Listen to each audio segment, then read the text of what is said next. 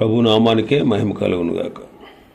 కూడొచ్చిన మీ అందరికీ కర్మల ఆత్మీయ సహవాస సంఘ విశ్వాసులందరికీ మన ప్రభువును ఆయన ప్రియ కుమారుడునైన యేసుక్రీస్తు వారి శ్రేష్టమైన నామలో శుభములు మరియు అందరికీ వందనాలు.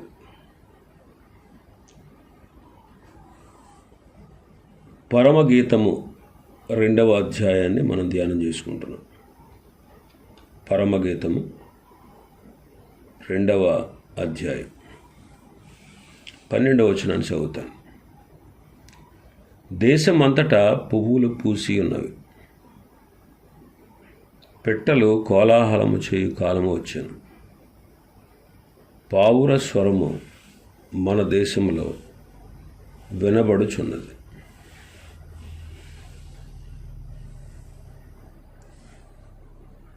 దేశమంతటా పువ్వులు పూసి ఉన్నవి అని మనం చదువుతాం. వసంతకాలం చెట్లు చిగురించి ఆ తర్వాత పచ్చదనంతో నిండుకుని ఆ తర్వాత పువ్వులు పూసి ఆ తర్వాత కాయలు కాస్తాయి. ఇశ్రాయేలీలో 70 సంవత్సరాల చెర తదనంతరం వారు తిరిగి తమ దేశానికి రావాలి. వసంతకాలం వచ్చింది. ఇది చెట్లు చిగురించేటువంటి కాలం. మోడువారిన చెట్లు పచ్చదనంతో నిండి ఉంటాయి. ఆ తర్వాత దేశమంతటా పువ్వులు పూస్తాయి, పెట్టెల కోలాహలం చేస్తాయి, పావుర స్వరం మన దేశంలో వినబడుతుంది అంట. ఇక్కడ పచ్చదనం, చిగురించడం, పువ్వులు పూయడం ఆత్మీయ ఎదుగుదలకు సూచనగా ఉంది. మనం ఆత్మీయ ఎదుగుదలను దేవుని వాక్యంలో ఆయా చోట్ల మనం చూస్తాం. పరమగీతము 6:11 మనం చదివితే, లోయలోని చెట్లు ఎట్లున్నావో చూచుటకు, ద్రాక్షావల్లులు చిగిర్చెనో లేదో, దాడిమ వృక్షములు పూత పట్టిన లేదో చూచుటకు నేను అక్షోట వృక్షోద్యానమునకు వెళ్ళి తిని. 7వ అధ్యాయం 12-13 వచనాలు.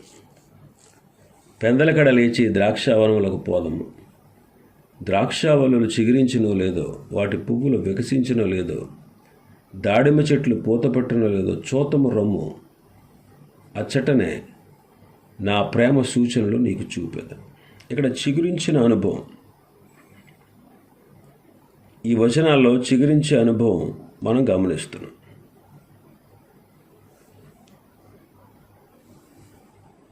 దేవుని ప్రజలు 70 సంవత్సరాలు దేవునికి దూరమయ్యారు. దైవ సన్నిధికే వాళ్ళు దూరమయ్యారు, దేవుని మందిరానికి దూరమయ్యారు.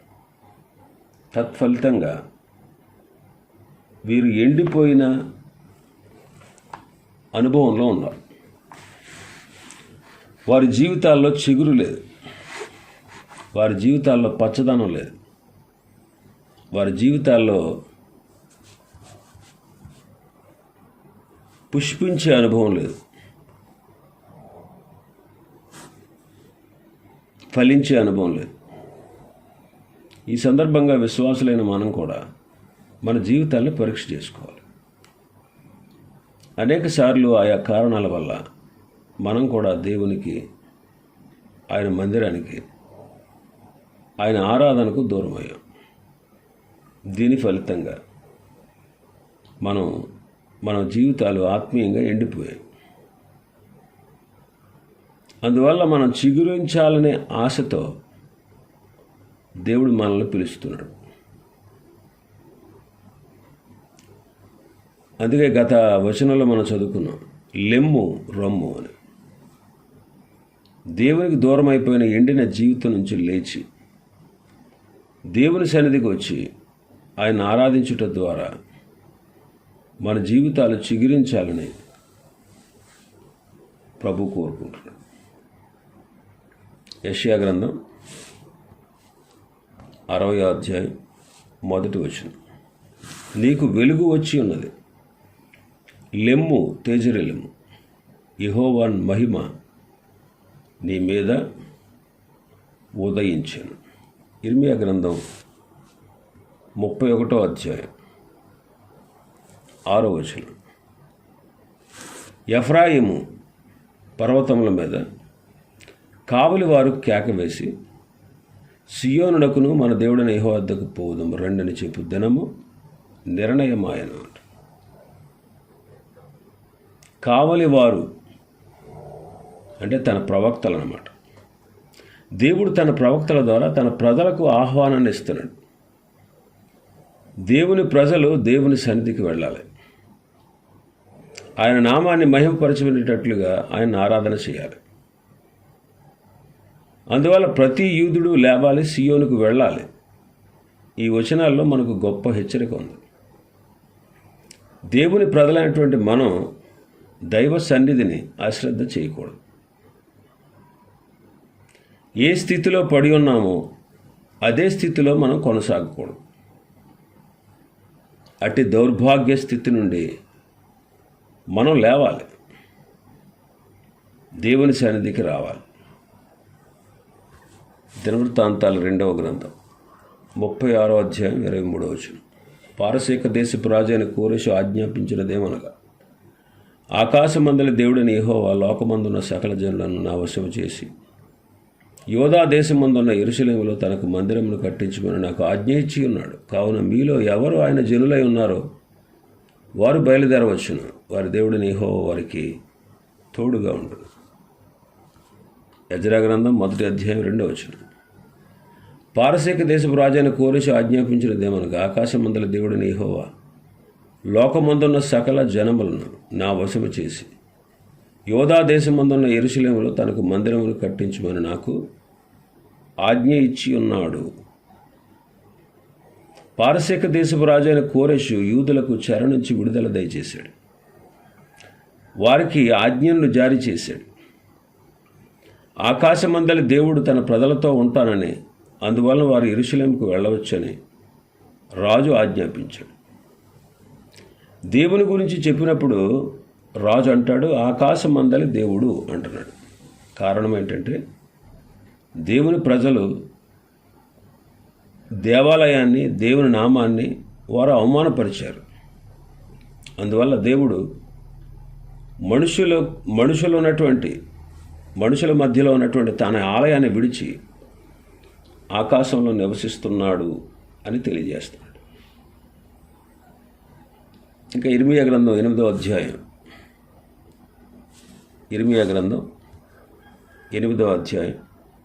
7వ వచనం. ఆకాశములకు ఎగురు శంకుబుడి కొంగ అయినను తన కాలము నెరుగును. ఆకాశములకు ఎగురు శంకుబుడి కొంగ అయిన తన కాలము నెరుగును. అయితే నా ప్రజలు యెహోవా న్యాయ విధిని ఎరుగరు అంటాడు. ఇర్మియా వేదనతోనూ దుఃఖముతోనూ ప్రవచించే ప్రవక్త. ప్రత్యేకంగా యోధా జనాంగాన్ని కన్నీటితో వేడుకుంటున్నాడు. పక్షులకు సైతం వాటి కాలం తెలుస్తుంది. ఏ కాలంలో ఏ సమయంలో ఎక్కడ ఉండాలో అవి ఎరుగును. కానీ తన ప్రజలు, దేవుని ప్రజలు పక్షుల కంటే శ్రేష్ఠులు.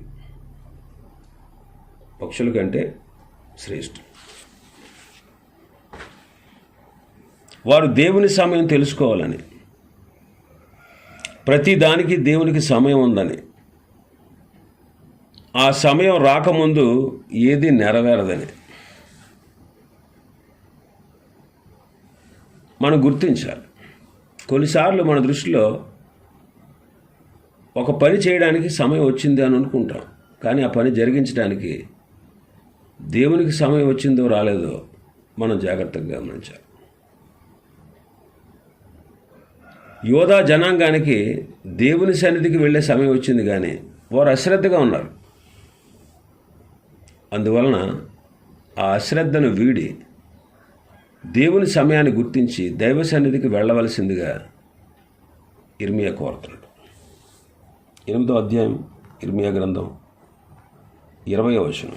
కోతకాలము గతించినది, గ్రీష్మకాలము జరిగిపోయాను, మనము రక్షణ నొందకయే ఉన్నాము అని చెప్పుదురు. అశ్రద్ధ అనేది మనకు కనబడుతుంది ఇక్కడ. కోతకాలం గడిచిపోయింది, గ్రీష్మకాలం జరిగిపోయింది. అంటే కాలాలు జరిగిపోతున్నాయి, కానీ ప్రజలు రక్షణ నొందకయే ఉన్నారు.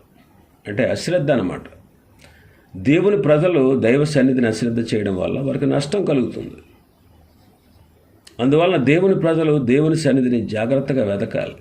కోతకాలము గతించిన, గ్రీష్మకాలము గతించిన, సమయం అంతా దాటిపోయిన దేవుని ప్రజలు దేవుని కార్యముల యందు శ్రద్ధ చూపడం లేదు. అందువలన మన బాధ్యతలు గుర్తెరగాలని, ప్రభు పని శ్రద్ధగా చేయాలని ఈ వచనంలో దేవుడు మనలను హెచ్చరిస్తున్నాడు. స్థానిక సంఘాల్లో మన బాధ్యతలను మనం గుర్తెరిగి తగిన సమయంలో ప్రభు మనకు అప్పగించిన పనిని జాగ్రత్తగా చేయడానికి మనం సిద్ధపడాలి. అశ్రద్ధ చేస్తే చిగురించలేం. యెషయా గ్రంథం 26:19. మృతులైన నీ వారు బ్రతుకుదురు, నా వారి శవములు సజీవములగును. మంటిలో పడి ఉన్న వారులారా మేల్కొని ఉత్సహించుడి. నీ మంచు ప్రకాశమానమైన మంచు భూమి తనలోని ప్రాతలను సజీవులుగా చేయరు. మంటిలో పడి ఉన్న వారికి మహిమ. దేవుని ప్రజలు బబులోను దేశంలో మంటిలో పడి ఉన్న అనుభవంలో ఉన్నారు. దేవుని మహిమలో ఘనంగా జీవించవలసిన వారు భ్రష్టులై మంటిలో పడ్డారు.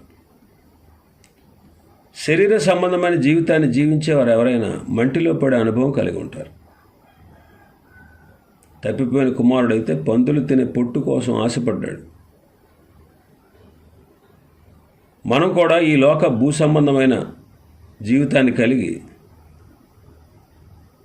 ఈ లోకంతో కలిసిపోయి ఇష్టానుసారంగా జీవిస్తూ ఉంటాం.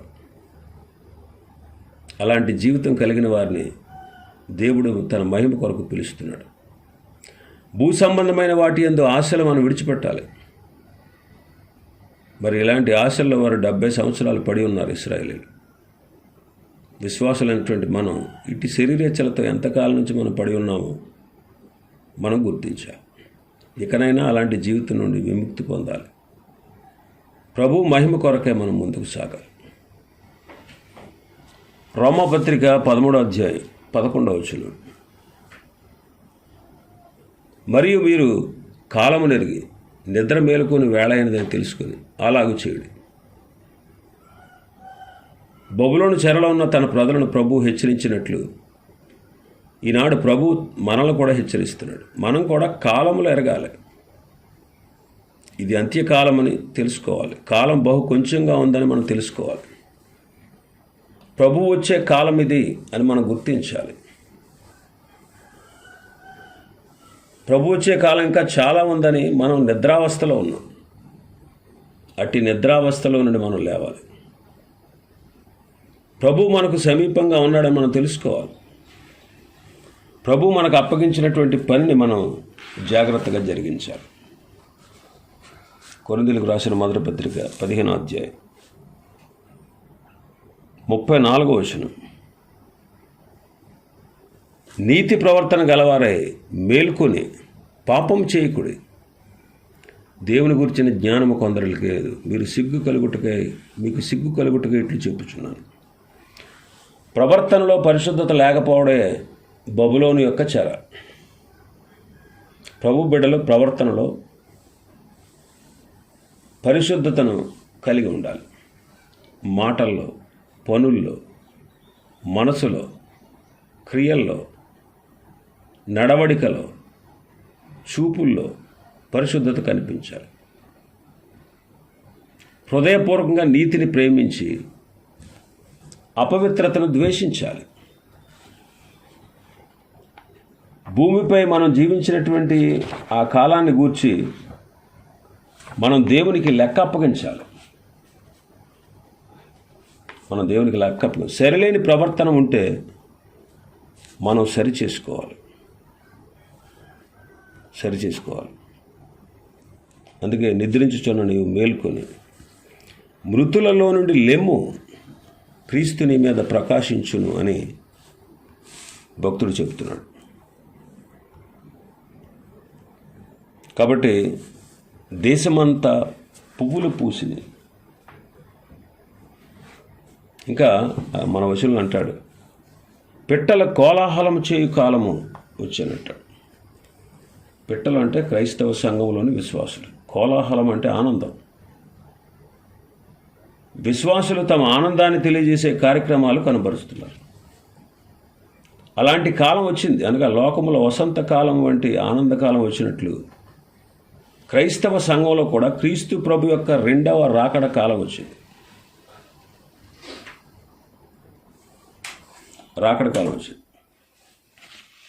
ప్రభు యొక్క ముఖాన్ని మనం చూస్తూ, ప్రభు యొక్క స్వరం మనం వింటూ, ఆయన సహవాసంలో మనం కలిగి జీవించే ఆ కాలం వచ్చింది. ఇంకా పావుర స్వరము మన దేశంలో వినబడుచున్నది అన్నాడు. పావురము అంటే పరిశుద్ధాత్మకు సాదృశ్యం. పరిశుద్ధ గ్రంథంలో ప్రభు బాప్తిసం పొంది నదిలోంచి బయటకు వచ్చినప్పుడు దేవుని ఆత్మ పావుర ఆకారంలో వచ్చింది. ఆ పావురమే మనల్ని సంఘ వధువుగా సిద్ధపరుస్తాం. పరిశుద్ధాత్మ అనే పావుర స్వరాన్ని ఎరిగి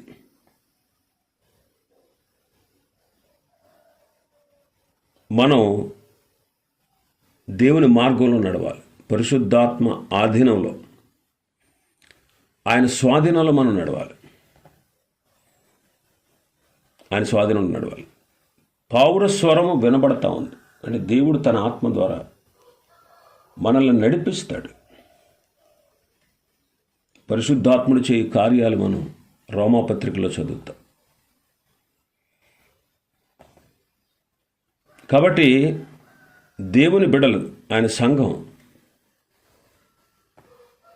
పావుర స్వరమైనటువంటి పరిశుద్ధాత్మని స్వరాన్ని విని ఆయన చెప్పినట్లుగా మనం జీవించాలి. అంటే పరిశుద్ధాత్మ స్వాధీనంలో ఉండి మనం నడవాలి. దేవుని ఆత్మ లేనివాడు నావాడు కాదు అన్నాడు. అంటే ఆత్మ ద్వారా నడిపించబడినటువంటి వాడు దేవుని బిడ్డ కానే కాదు.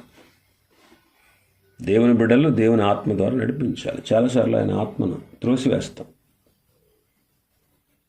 చాలాసార్లు పరిశుద్ధాత్మను దుఃఖపరుస్తాం. చాలాసార్లు పరిశుద్ధాత్మని ఆర్పివేస్తాం. అంటే ఆయన మాటకు విధేయత చూపం.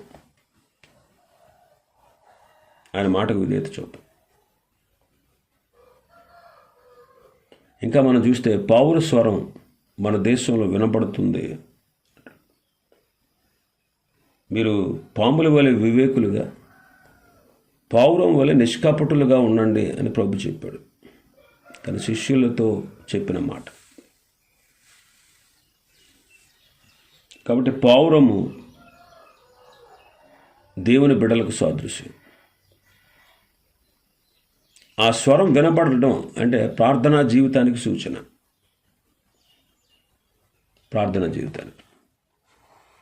మనం కూడా ప్రార్థించే అనుభవాన్ని కలిగి ఉండాలి. మన మాట ఆ ప్రభువుకి వినపడాలి.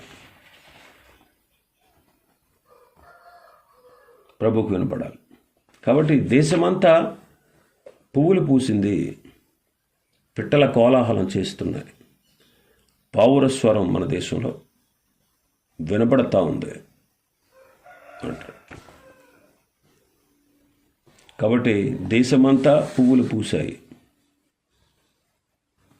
అంటే అనేక దేశాల వారు,